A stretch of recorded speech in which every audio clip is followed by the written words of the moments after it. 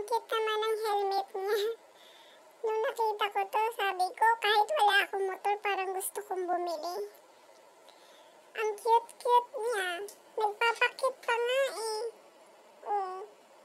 Yung ano niya, yung buhok niya, inaano niya pa sa likod.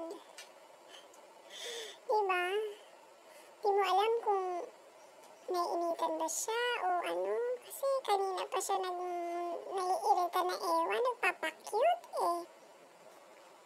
Tawa kami ng tawa. Nung nakita namin to ni Tarupam.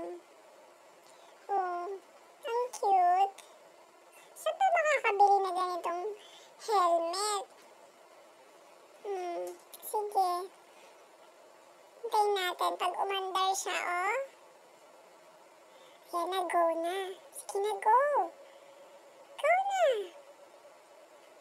Diba? Oh, oh.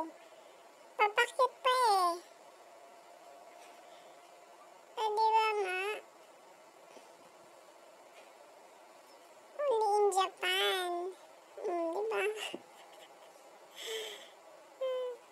Para kumbaga sa babae ang arte-arte. Paano-ano pa siya, oh. O, diba, oh. Si Kuyang naman, oh. Curious tuloy ako kung anong itsura niya.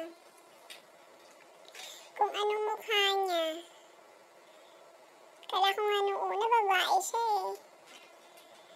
O, diba, oh. Ang cute. Sige.